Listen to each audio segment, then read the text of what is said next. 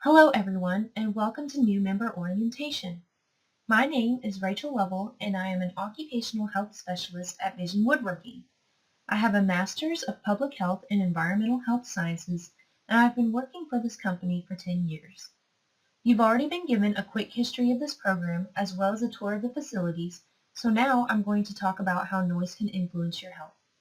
In addition, I will be promoting noise safety and hearing loss prevention. Here at Vision Woodworking, we want to provide employees with the latest machinery and tools while limiting their exposure to hazardous noises. Let's get started. So here is a quick overview of today's presentation. I'll start by discussing common sources of noise in woodworking and then briefly highlight how these sounds can be measured or monitored. I'll also go over the pros and cons, types, and overall importance of hearing protection. Other mitigation techniques regarding the machinery controls and pathways will be provided as well. Now, while most of you could probably summarize what noise is in your own words, this concept can sometimes make us take our hearing for granted. As a friendly reminder, noise usually refers to loud, disturbing, or undesirable sound. Noise is considered a primary health hazard in the woodworking industry. The sound pressure level is referred to as intensity, and the pitch is a result of the sound wave frequency. Both of these factors contribute to the production of noise. In addition, the length of time is another property that can determine the rate of hearing loss, which I will discuss a little more in depth later in this presentation. As I previously mentioned, people might become accustomed to hearing certain noises because they are constantly being exposed to all types of sound. Therefore, they might develop ways to ignore the noise. Common sources of machinery or tools you may be dealing with include various types of saws, sanders, staple guns, or drills. Figure A on the right is an image of a table saw, and the noise produced by this machine can damage a person's hearing if it is being used for several hours throughout the week, or when it is being used without protective hearing equipment. Exposure to noises over time can lead to negative effects on a person's health or lifestyle. The main problem is hearing loss because it can be permanent and irreversible. Furthermore, the hair cells in our inner ears serve as sensory neural receptors and can lower a person's sensitivity when they are destroyed. According to the U.S. Department of Labor, Occupational Safety, and Health Administration, communication can also become impaired and cause a person to take more time in registering conversations or questions. This can lead to mental or physical stress as well as frustration. Work productivity could be prohibited because a person may need to ask for the instructions to be repeated, or they might misinterpret what others are saying to him or her. So how is noise measured and monitored? Noise can be measured using the decibel system. According to the American Research Hearing Foundation, based on a tenfold difference, logarithms are used to analyze loudness or intensity of sound. Figure B is comprised of tools and machinery that are frequently used in the woodworking industry, and all of them produce sounds over 85 decibels. Noise levels of 85 decibels or more are typically known to be harmful to hearing. For instance, the various types of saws represented by letters A, C, F, H, J, and N range from about 90 to 110 decibels. However, the difference between 90 to 100 is at least 10 times greater, whereas from 90 to 110, the difference is 100 times greater in sound pressure. Another helpful tool includes a dosimeter, which is a device that could be worn throughout the day to measure a person's exposure to noise. The data collected from an individual's work routine can be used to identify his or her risks associated with noise. Further details on how to use and operate these devices will be provided in another session. In this next section of the presentation, I am going to emphasize safety interventions. The following topics will include information regarding hearing protection devices, as well as equipment and pathway controls.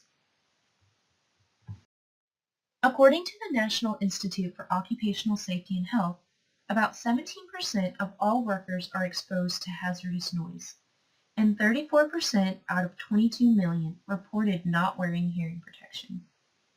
Now, while this statistic may not seem significant, thousands of workers are impacted by hearing loss every year, and there are several barriers that can prevent them from choosing to use hearing protection. Addressing the pros and cons can help us understand why several people may be choosing to not use hearing protection. For example, a negative aspect may include being required to wear other types of protection, such as goggles, hard hats, face shields, or respirators. If workers are consistently having to readjust or remove their equipment while performing various tasks, it can become a hassle. People may also complain that these devices are simply just not comfortable. Furthermore, workers may not want to be bothered with taking in a few extra seconds to ensure they are applying correct technique, or they may be unaware due to a lack of training. Despite these issues, hearing protection devices can usually be accessed for a cheap price. They can also reduce a worker's exposure to hazardous levels of noise and help prevent or reduce hearing loss. One common misconception is that workers cannot hear others when they are wearing these devices, but they should not inhibit communication among coworkers. Additionally, hearing protection devices can be effective if worn correctly. The American Hearing Research Foundation goes on to explain that hearing protectors reduce hearing and therefore do reduce one's ability to understand normal conversation. However, a person with average hearing who wears earplugs, earmuffs, or a combination of both should be able to understand a regular conversation. One should also note that someone who already has diminished hearing might not be able to fully comprehend what coworkers are saying. As a result, there are several types of hearing protection, including earplugs, earmuffs, or noise-canceling headphones. I will not necessarily cover the specific brands or kinds, but earplugs can be used along with earmuffs or headphones. Using more than one type will not necessarily increase an individual's protection or block out more noises. If anything, it could potentially assist in being effective if one set is being improperly worn. Hearing conservation strategies have been conducted over the years. One example is based on a partnership formed in 2007 between the National Institute for Occupational Safety and Health and the National Hearing Conservation Association. To summarize, an award program was established to promote noise prevention in the workplace. This program was used to recognize companies that were actively trying to reduce occupational noise hazards through several implementations, including assessments, control measures and devices, and personnel training. Incentives were also an influential factor, and those that participated in the program managed to identify less occurrences of hearing problems. These interventions effectively demonstrated how noise can be limited.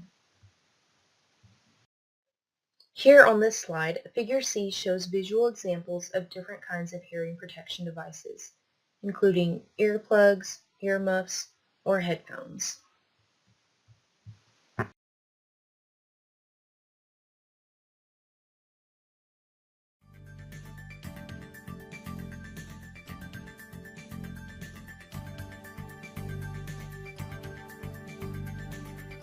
BNSF provides a variety of hearing protection options that include disposable foam plugs, reusable earplugs, banded hearing plugs, and earmuffs.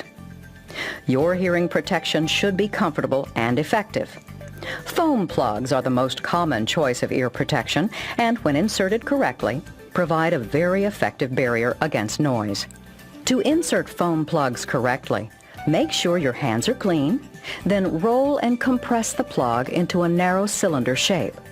Hold the plug in one hand, and with the other, reach over your head and pull back the ear to straighten the ear canal. Insert the plug well into the ear and hold it there a few seconds so that it expands to fit. If the plug has been inserted properly, it should barely be visible when looking directly at the person. Remember, if not inserted correctly, it will not protect your ears and hearing from loud noises.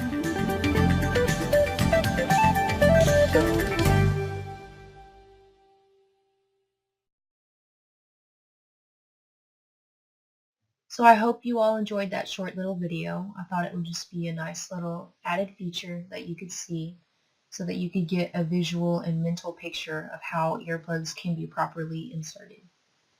On this slide, we are seeing how hearing loss can be harmful to a person's health. Figure D on the left is comparing a 25-year-old carpenter to a 50-year-old individual who may not work in this specific industry. As you can see, this graph indicates how the young carpenter is at risk for developing hearing problems early on.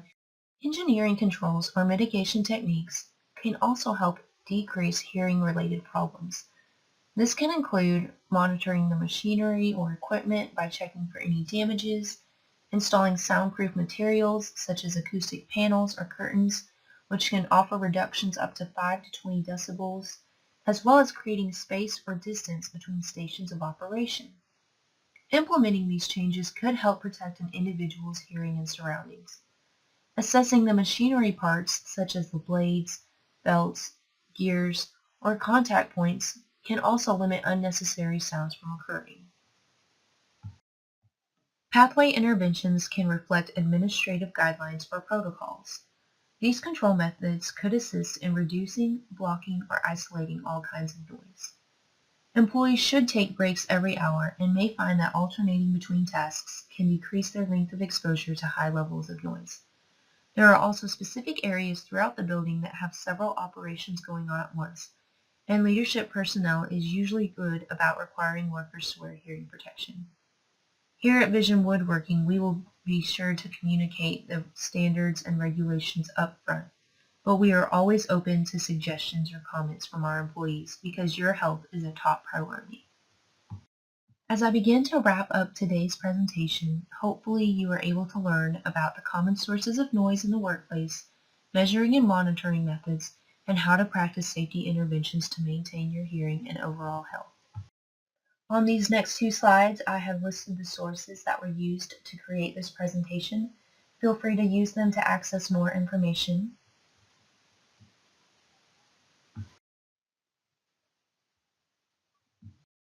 This concludes our time for this session of new member orientation.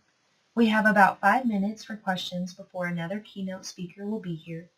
If you would like to reach me, my email is rachel.lovell@visionww.com, and my office is located on the 3rd floor, room 309.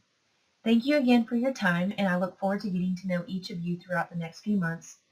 Again, welcome to the Vision Woodworking family.